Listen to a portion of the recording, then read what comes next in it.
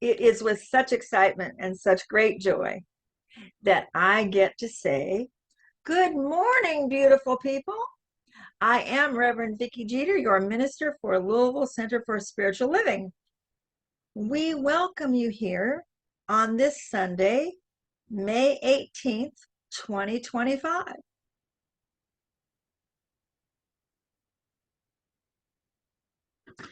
We welcome all paths to God. We welcome your challenges and your questions, all pieces and paths of spirit. All areas of ourselves and parts of our lives are essential to a world that works for all. So whether you're here with us for the first time, which welcome, Connie, or if you're watching us on YouTube, thank you for being with us today, because you are why we are here. Now, I want to invite us to take a very special extra pause for a moment of jubilee, because it is my great and glorious joy to officially announce to you all and to our LCSL community wholly that we are now once again designated as a full Center for Spiritual Living. The distinction being, you all might recall, for months and years prior to a few weeks ago, I would say I'm the minister of Louisville Center for Spiritual Living teaching chapter, and we have dropped the teaching chapter designation. We are once again a full Center for Spiritual Living, which is quite the deal. And I want you all to notice the logo has not been changed anywhere hardly yet, because this just got officiated yesterday, the last piece coming into where this could be announced. But when we change the logo, it will say many forms expressing one life. So it's very exciting. And on top of that, as we create the atmosphere that we want to take into opening prayer, there is a fantastic synchronicity happening right now that dovetails to our topic for today. The topic is negotiating peace, conflict, reconciliation, and transformation. And the synchronicity that comes with this is courtesy of our dear friend Reverend Scott Aubrey, who does the spiritual passages. As per his research, on May the 20th of 325 CE, that's 325 years beyond the life of the Christ as is understood, and CE stands for Common Era, which is exactly 1,700 years ago this week, like this weekend right now, was the origination of the Council of Nicaea. It ultimately engaged over 300 ministers from across the region that they were in the East, and the council was charged with the daunting responsibility of finally determining, for consistency in Christianity overall, whether Jesus of Nazareth was to be acknowledged as the Messiah or not. For 300 years, it went back and forth. And I think you all might remember when we talked about this on Easter, that until about this time, it was all subject to the story. It was all subject to the verbal story that would be told. And finally, the council got together and said, look, we have got to stop waffling. If this faith is going to thrive, we have got to know this foundational piece. Are we going to go right, or are we going to go left? So this week, we're looking at the teaching of the Council of Nicaea within the message. And the Nicene Creed was born out of the desire for unity, but it was enforced by control, like overt control. And it became a symbol of imposed conformity rather than the intended collective harmony. In contrast to that, Science of Mind teaches that true peace cannot be mandated from the external, and that's whether we're trying to mandate it from the external or whether someone's trying to do that to us. Doesn't matter. Either way, it cannot be done from the outside. It must arise from within. So while the creed attempted to establish a singular truth by consensus, CSL, Centers for Spiritual Living and Science of Mind, remind us that the truth of peace begins with individual consciousness. So today also is another really important time for us to remember the power of prayer and community, because as most of you are probably aware by now, over Thursday and Friday, there were like EF4 tornadoes that came through like 6 different states. And as of right now, at least 22 people were lost. And I believe a couple of little communities were pretty much wiped out. And so absolutely, as we go into this opening prayer, let us breathe deeply and relax deeply into that space of knowing that where God is everything. And within all of those people and all of those people trying to help them, because it's so important that we speak that word and we stand for them finding their way to restoration. And so all of that laid in place, we begin by setting our intentions. Take a moment, check in and see what brought you to be with us today. Just take another pausing breath just for yourself and really see why you are here. And as we do that collectively, our shared intention is to reveal the innate potential that we all have to live a dynamic peace. No matter that we don't see it yet, that saying that says we are the ones we've been waiting for, today is about standing in that place that we are the ones we've been waiting for and really diving in to what can be done differently when there's conflict. All of this and more. We simply say,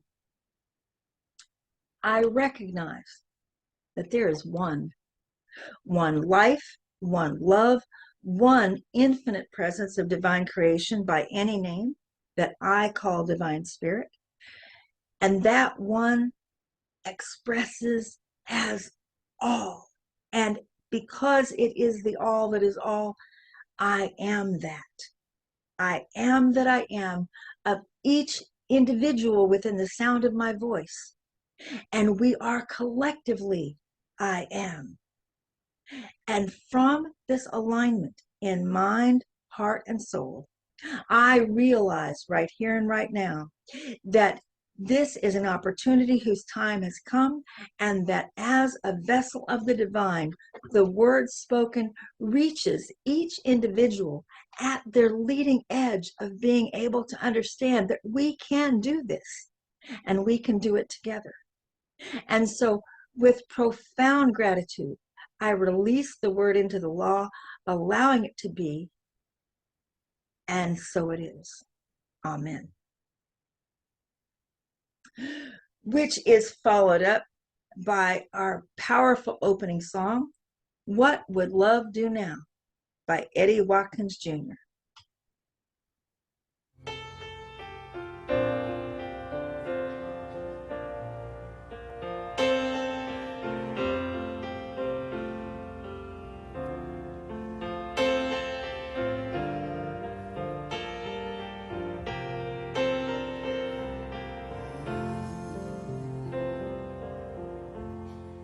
Just before you say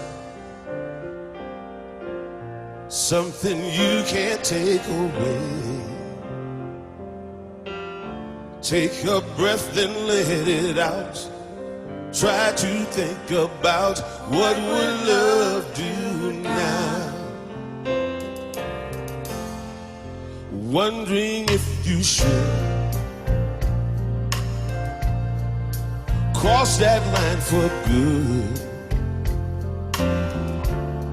Whatever you decide, ask yourself from inside, what would love do now?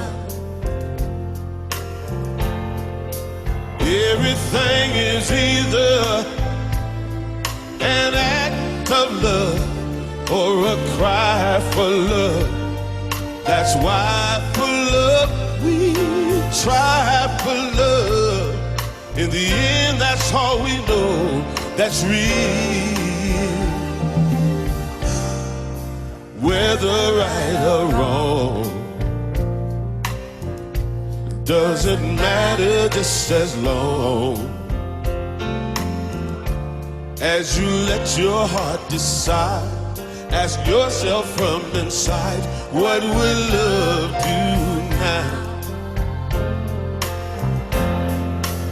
Everything is either an act of love or a cry for love. That's why for love we die for love. In the end, that's all we know that's real. Whether right or wrong doesn't matter, just as long as you let your heart decide. Ask yourself from inside, what will love do? Sing it from inside with me, y'all. What will love do now? Let me hear you sing it, people. What would love do now? Sing it one more time for me, y'all. What would love Do now. Thank you.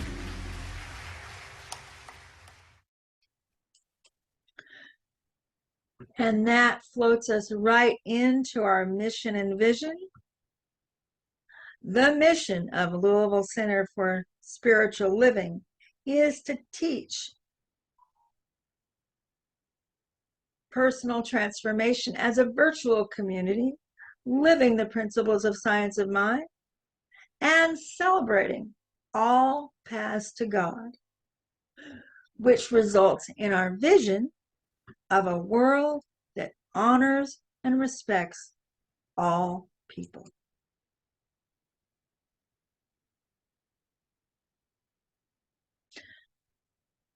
As we know, none of this is worth its salt unless it can actually impact you and change your life.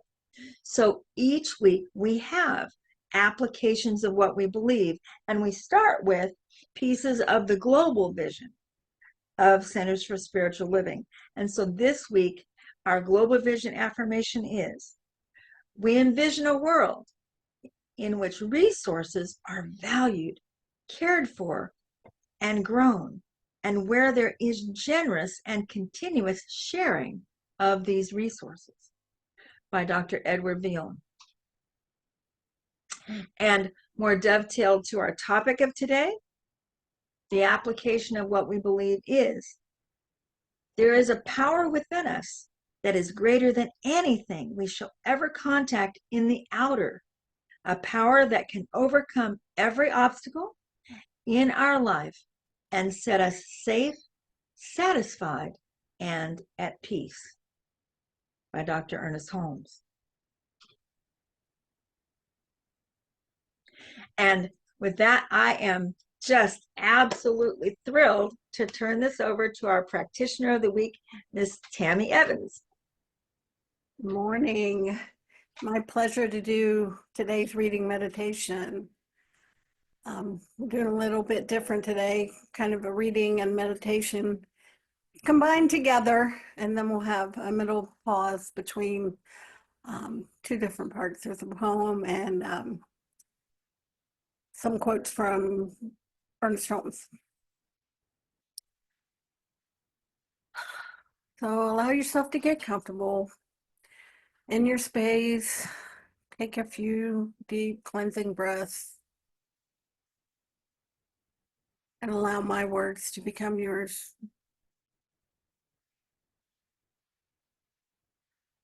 A letter to the parts of me that I've tried to exile, by Rosemary Watola Turner. I'm sorry. I thought banishing you was the way to become better, more perfect, more good. more free.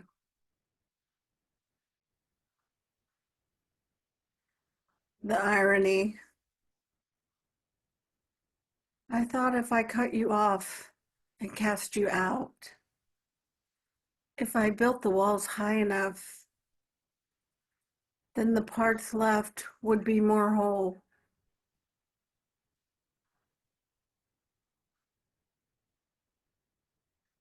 As if the sweet orange doesn't need the toughened rind, the bitter seed.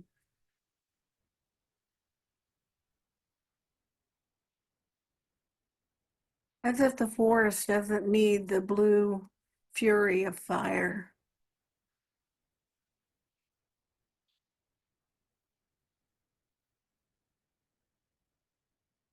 It didn't work, did it?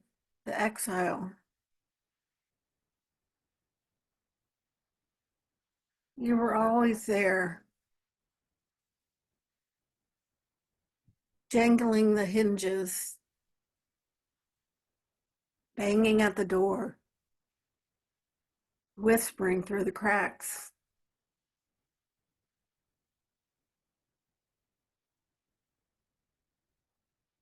Left to myself, I wouldn't have known to take down the walls,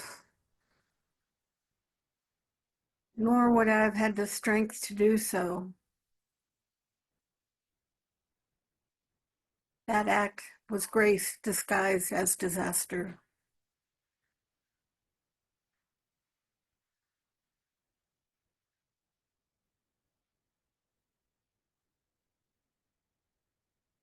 But now that the walls are rubble, it is also grace that teaches me to want to embrace you.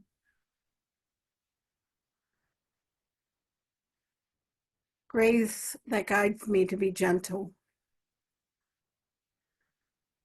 even with the part of me that would still try to exile any other part.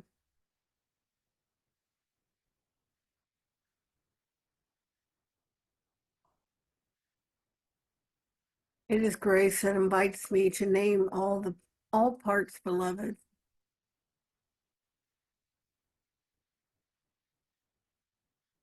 How honest it all is. How human.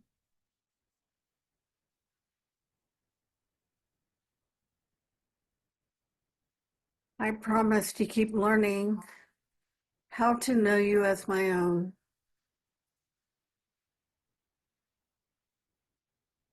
To practice opening to what at first feels unwanted. Meet it with understanding.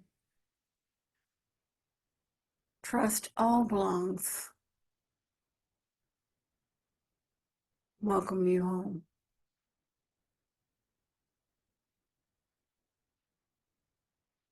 Now join me in a moment of silence.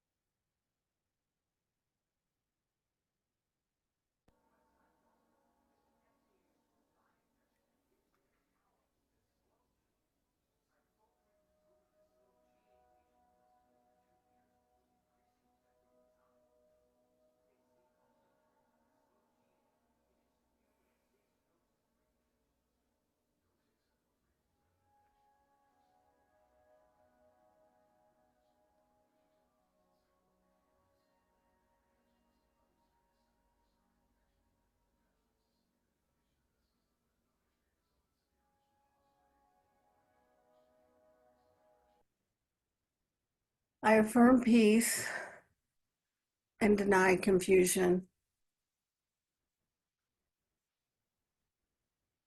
Confronted with unhappiness, I will unmask it also by seeing through this false face to the true continence of joy.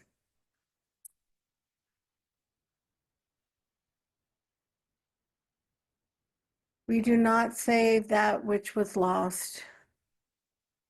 We merely discover that which needs to be found.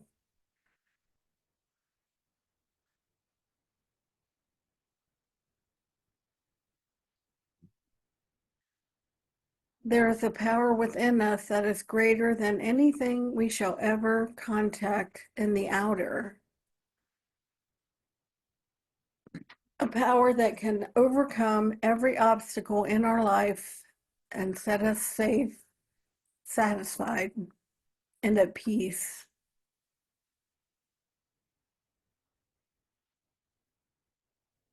We are all immersed in the atmosphere of our own thinking. This decides what shall take place in our lives.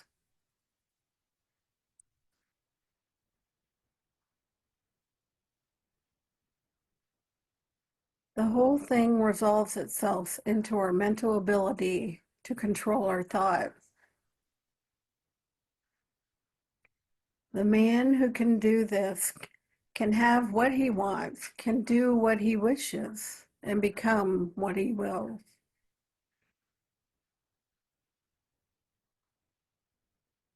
Never let anything cause you to doubt your ability to demonstrate the truth.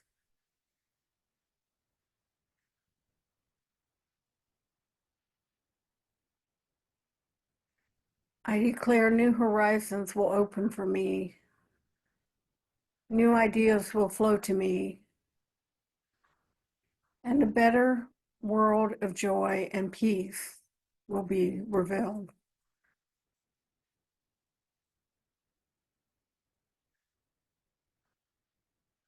Now begin to bring yourself back to the space and time. Wiggle your fingers and your toes. And when you are comfortable, open your eyes. Namaste.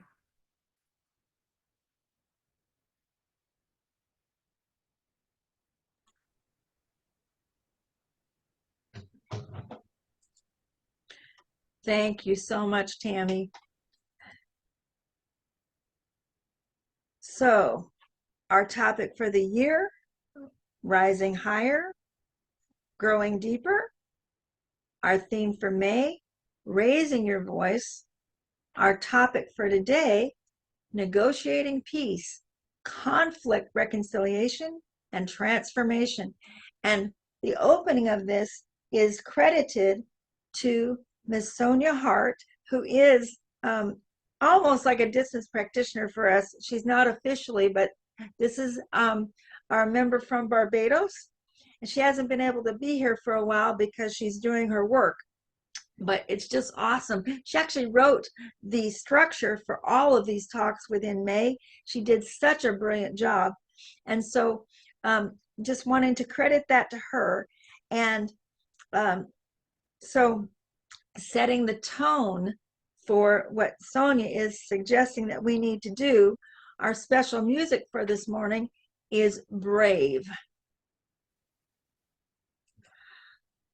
Oh my goodness, entirely too much fun. And it is especially fun because Miss Sonia Hart is in the house. And so I am so, so happy that you could be here for this, Sonia. And I just want to say the opening of this talk is a piece of what Sonia offered about this, and we didn't get to coordinate, but if I could, she would be actually saying this for herself, because this whole next section is actually the wisdom that Sonia brings us today. The adage, inhale world, exhale peace, serves as a profound reminder that the peace we wish to see in the world must begin within ourselves. It emphasizes that true peace can only be given from the abundance of peace within us, highlighting the importance of individual transformation in achieving global harmony. This principle is particularly relevant in today's world, where leaders often advocate for peace while simultaneously engaging in actions that perpetuate conflict. To genuinely foster peace, we must recognize that conflict is not merely an external phenomenon, but a reflection of internal discord. And that's on the part of each and every individual. It's a collective thing, guys. Science of mind highlights the deep connection between our inner state and our external reality. It teaches that our thoughts are powerful forces shaping our experiences. Therefore, resolving conflicts is more than a tactical process. It becomes a spiritual practice that aligns with harmony, love, and unity. When we nurture thoughts of love and peace, we contribute to a collective consciousness of harmony, whereas negative emotions like fear and anger perpetuate division. The phrase from our standard song, "Let there be peace on earth and let it begin with me," captures the philosophy perfectly. It reminds us that while global peace is a significant challenge, it starts with personal inner transformation. By focusing on self-awareness, self-forgiveness, empathy for ourselves and others, and compassion, we foster inner peace, which then radiates outward, inspiring others and creating a ripple effect of harmony. Let's take a breath. Thank you, Sonia. So today we are talking about first cause of every being, every form, and every event, first cause being spirit, and why it is essential to practice this knowing that makes negotiating conflicts when they come up so much less challenging. There is only one cause. I'm actually doing a recap right now, and then I'll go back to all these points. Number 2, the practice of not taking anything personally. Number 3, there is a clearing process to reveal where you are in a situation and what is yours to do about it. And we're going to take a look at that, and Tammy Evans and I are going to model that when we get to it. Number 4, finding common ground and building on it. Now, why is it a priority that we all participate in negotiating peace through conflict resolution and personal transformation? Some of you may be saying, I have a relatively peaceful life. Conflict doesn't come up that often. So why do we need to keep visiting what doesn't seem apparent in my particular world or life? Well, in the larger, it's impacting all of us. And this is reflected in the wisdom of Reverend Dr. Martin Luther King Jr. when he declared it perfectly by saying, I am cognizant of the interrelatedness of all communities and states. I cannot sit idly by in Atlanta and be not concerned about what's happening in Alabama. Injustice anywhere is a threat to justice everywhere. We are caught in an inescapable network of mutuality, tied in a single garment of destiny. Whatever affects one directly affects all indirectly. So, first cause, spirit, is the origin of every being, every form, every event. And so, because this is true, it's absolutely essential to realize that if we will work that, and by that I mean everything you see, everything you hear, every relationship you have, if you take it back on a continuous basis to the idea that it is emerging from Holy Spirit and doing it in the most mundane things. See, that's the key. When we strengthen that muscle, when there isn't something happening, okay, when we're just having a regular day and we practice strengthening that muscle, then when we need it, it's there and it's easy to remember that even somebody did just cut me off in traffic. Oh, still that spirit emerging. That's not me having just a relationship with the guy that's running late for work or whatever it is, and I don't need to spew all over him, because my relationship first, my knowing is that the cause is spirit. And do I have that kind of an irritation or reaction if I'm in relationship to spirit? So that's foundational. And I just want to reiterate too that, like, when you look at the practice of doing spiritual mind treatment, many teachers have said that first step of recognizing there's only one, that if we can get that down, everything else comes as a matter of course. And this is the same principle. If you can affirm to yourself every moment that you can that there is only one cause, and that cause is spirit, then that's the foundation. And when we say our prayers, there is one life. If you can get that down, then everything else follows from that in divine right order. So the next thing coming out of the blessed Reeves family and the four agreements, and actually I usually name this as the first of the four agreements, but that is not so much the case. I think I saw somewhere the other day that this is actually the second of the four agreements, not taking anything personally. So it's like, no matter what happens, and if you think about that and you see some of the dynamics that go on, and you're looking at it going, how can someone not take that mess over there personally? You know, this is like happening to this people, or this is happening to me. And how can you say to me, don't take that personally? Well, in the moment that it's happening, we have to let our human reactions flow. If you're already triggered, you have to let it out, because otherwise it just gets stuffed down, you know, and builds up all kinds of resistances and clogs, and then we have to do more work later. But that again is one reason to practice not taking things personally every day, because when it's not hard, then that muscle gets strengthened. And then when something does happen, it's easier to stop, take that pausing breath, and choose first, no matter what the details. My first choice is, as a spiritual dedication, not to choose to take it personally. And then, so our next step is, so often, of course, we do still get triggered and stuff happens. And if we can't catch it, it is important to address how we're actually feeling. For many reasons, the first of which is that it won't get stuffed and create, you know, an atmosphere around where you can kind of feel there's something in the air, but you don't know what it is if you're the other people in the room, you know, where it doesn't quite feel peaceful. And so what Tammy and I are going to model in just half a second is called the relational clearing process. And I need to credit a beautiful being named Arrow de Groot and Dr. William Emerson, who most of you have met, because this is where I learned the relational clearing process. And they never did get a chance to copyright this.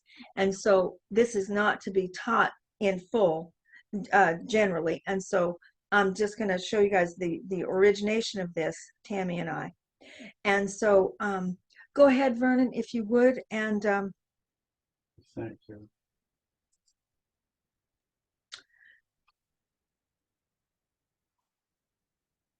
And so the setting is that Tammy and I have been in a group like this one, and say I've been talking, and Tammy gets inspired, and she just popped right in there and, you know, told a story and took the mic. And the thing is that after she did that, it never came back to me. And I'm like, you know, a little upset about that, because I wasn't quite done talking yet, and I don't know why that happened. It doesn't usually happen, and what in the world's going on? Okay, now I don't go there in the moment, because I have this process. I have taken the pause, and what I do, rather than reacting and then running around wondering why Tammy doesn't like me anymore, I come to Tammy in a private moment and I say, Tammy, I need to check something out with you. Would it be all right if I check something out with you? Absolutely. I'm thinking I need to do a clearing because this thing happened and I haven't been settled ever since. So could we create space and do a little clearing? Yep. Thank you so much. And so this right here, you guys, is a key. If someone's been triggered, what you do going into an opportunity makes all the difference in the world, how deeply affected it can be, because we need to feel safe, especially if we're going to be, making ourselves vulnerable and saying something that might, create some ripples if somebody really knew how we felt, right? So when you do a clearing, the first thing you do is you do what we just did. We say, okay, we're going to do a clearing, and then setting it up. The first question is, where is a safe space? And where positionally can people sit that feel safe? And I first asked myself that because I'm the one that got triggered. And then out of courtesy, the same question is asked for Tammy. Do you feel safe enough sitting where you are? And then the next thing is to say for Tammy, do you need anything to support you to feel more comfortable hearing what I have to say? Let me get myself a glass of water. I got props.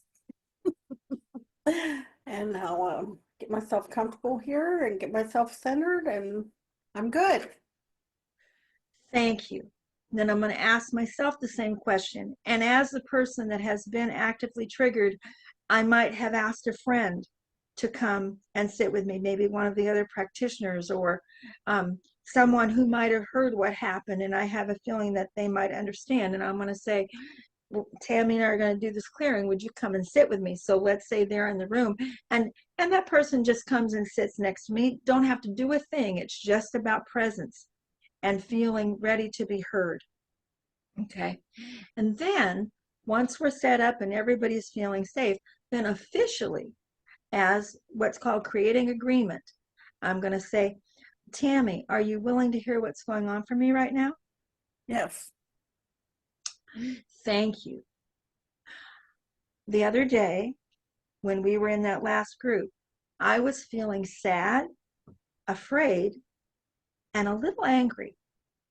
And the behavior that triggered me was when I was talking in the discussion and you started talking right in the middle of what I was saying, and the discussion took off from there, and it was like I wasn't even in the room. And so what I made this mean about me was, and then you go from there. And the clearing process, there's many steps to it, but this is the foundation and this is the opening. And it's not about crosstalk. It's not about confrontation. It's just about my chance to be able to say what happened for me. And the process is an in-depth look at what's going on for the person that was triggered. It doesn't really have anything to do with Tammy, but she's just there, so it's clearing the air that might have been muddled up between us if I had not said anything. So you get to the end of the process, and the person who's been triggered actually gets to find out where the root of the intensity of that feeling was, because the chances are when we have those intense reactions, the root of them is reflecting something else that's been sitting there and stewing for a long time, and that thing that just happened, just like a little messenger to something that needs some healing.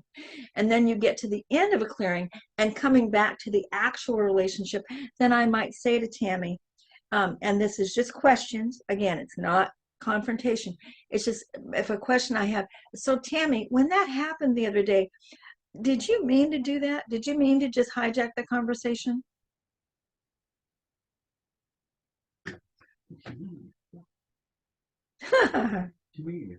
That's okay. Sorry, I Just thought we pause. were done. I muted myself. No, I did not. Okay, thank you. Actually, you are correct. I was saying I was just going to describe that she wasn't going to do it, but see, this is the spontaneity of this process. So thank you, Tammy, for helping us to model that. And now, the next thing that I would like to offer is when you are in a position where everyone needs to have their needs met, but about the challenge, everybody's got a different perspective, and that's causing people to butt heads, right? The thing is that almost never is there not common ground somewhere. And one of the challenges that we have is that where there is common ground, if it's peaceful, then we don't think about it. We don't stop to think, where do we have things in common? Because when you come together as a group and you need to find a way to speak each other's language, one of the most powerful things you can do is stop before you get into the problem and say, where do we agree? Where do we live the same, care the same, and find that sense of unity before you start addressing the challenge? And so Vernon's going to play a video now that really speaks to this in a very beautiful way.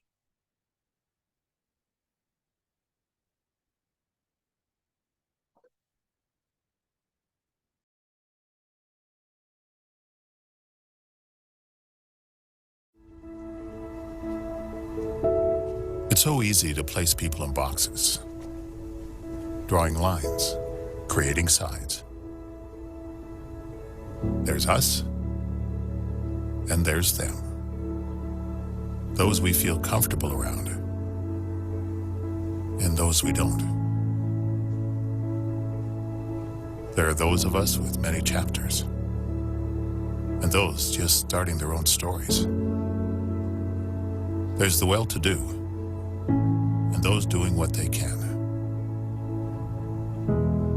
There are those we share something with, and those we don't seem to share anything with. Welcome, and thank you for coming today, guys. Today I'm going to be conducting an experiment where I'll ask you a series of questions. Now, these questions will be very personal questions, and for us to get a true result, I need you to be completely honest with how you respond. The first question I have is, who in here was the class clown?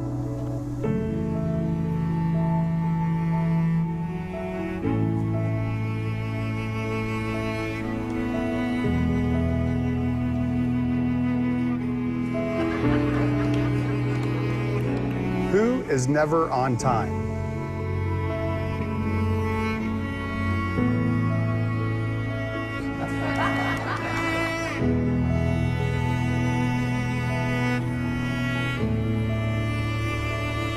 And then there's us. We who have tattoos.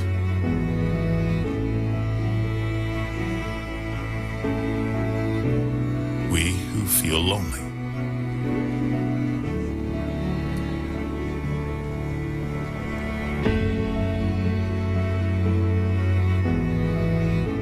We who have been bullied.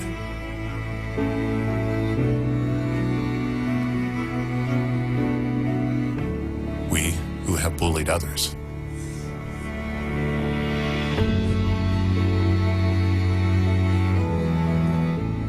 We who are madly in love.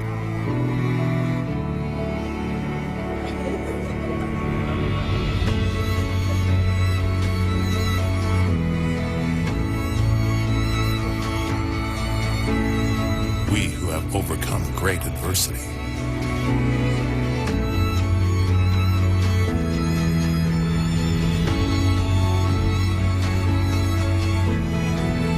And there's the lucky ones whose team won the championship this year.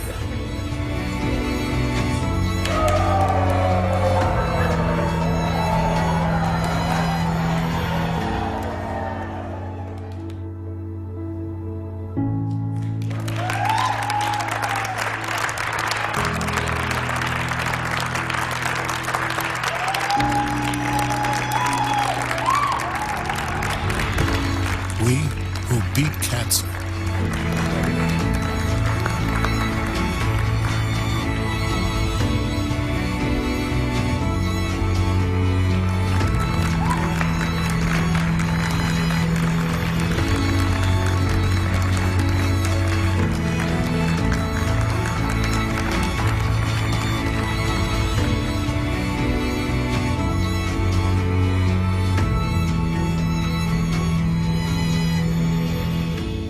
Then, there's all of us who are created in the image of God.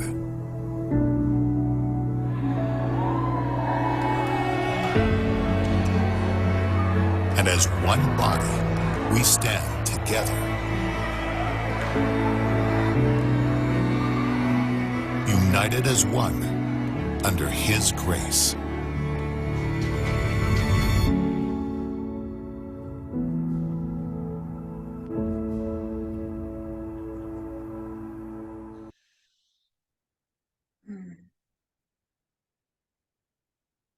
Hopefully, that fairly much speaks for itself. I think so, about how the power of finding common ground changes things, the way things are framed in our consciousness, and how the change in the frame changes perspectives, approaches, receptivity to outcomes of extraordinary and miraculous good.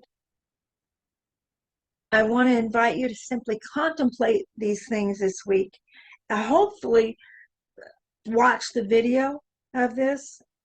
If anybody has any questions about the clearing process or how you find common ground with people that you really don't agree with, any of these things we've been learning this month, bring it alive in your lives and know that the leadership of the center is here to continue to help us unify and leverage everything we can do and be together. And on that note, we take that moment of the pausing breath, shifting from everything we have been doing and thinking into the opportunity for affirmative prayer. Remembering that breathing, as we breathe in acceptance and exhale blessing, we recognize that oneness that is the origin from which we come.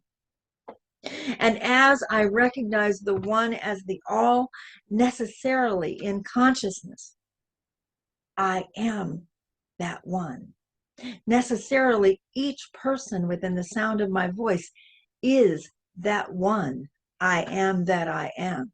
And collectively, we are the I am together in mind, heart, and soul. And from this alignment, I realize in this moment that this word is living, that this word speaks to that which we have been calling for. And I call it good and done right here and right now, to whatever extent the physical structures are ready to sustain that, and that those physical structures that are still in gestation are well cared for, well tended by our intention, by our living mindfully and lovingly. And for this, I am so grateful, and I can't wait to see the further evidence of how it manifests in each and every individual life and in our lives collectively. And this space I hold for ourselves and for all of Mother Earth and all of every being on the planet, all of humanity. Thank you, thank you, thank you, God. With the heart of a child, I release it, I let it be, and so it is. Oh, so, as always, we thank you for all the ways that you support Louisville Center for Spiritual Living. The ways to give are on the screen and in the chat, along with our P.O. Box at LCSL, P.O. Box 43958, Louisville, Kentucky 40253. Now, please join me in affirming today's affirmation. Money comes to me as easily as being with my best friend. And I pass it back to Vicky to bless the offering. it almost feels like to me, I'd just like to invite us to say that affirmation over and over again as I took the opportunity. It's just fun to say that money comes to me as easily as being with my best friend. We could just make a hug line and just hug each other, and now we bless the basket. Thank you, thank you, thank you for all of your talents, times, and treasures. And this little basket is such a pivot point. It accepts and receives, and then it pays out and blesses in so many ways as we make manifest that which we know our intention to be. Thank you, thank you, thank you, God. I release it, I let it be, and so it is. Now it's time for our announcements. Our speaker next Sunday will be our own Reverend Carolyn Harville. Overcoming Silence, Individual and Collective Liberation. We'll move on to starting our LCSL's Unexpected Income Initiative, May through August. And I don't know, Vicki, if you wanted to mention anything about that? I do, actually, and thank you so much, Tammy. More of this happened after the last time Tammy and I got to do a little run through. And so what is true, like for the first two last weeks, this was announced. We were using last year's image. This is this year's image. Since we have started, the community has received $2,718. Wow. And from that, we have coming or have received $272 to the center. So I don't know if you all have seen, but the prayer, the treatment, which I actually said as our final treatment last week, but it is in the weekly newsletter. And anyone who doesn't have that prayer that would like it, please let me know, because I am so suggesting get behind this, everybody.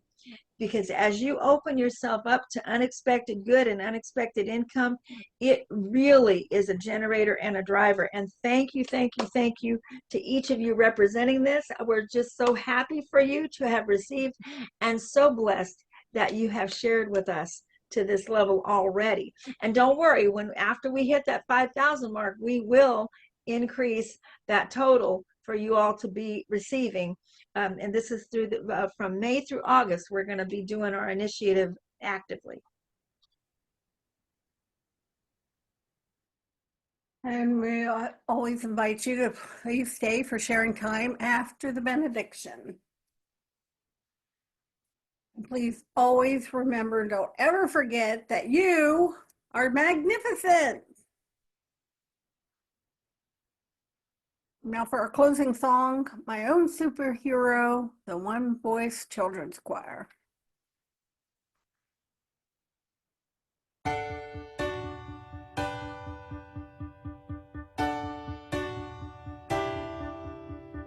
When I feel alone or afraid, and nothing is going my way, or when I'm just running a little low on faith,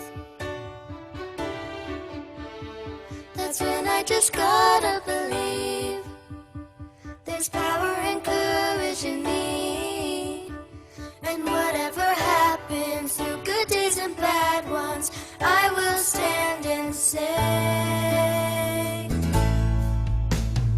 I can climb this mountain, I can brave the storm, I can be amazing, there's no telling now how far I'll go. When this day needs saving, it starts with me, I know. So I will move, I will rise, I will choose, I will try to be my own superhero.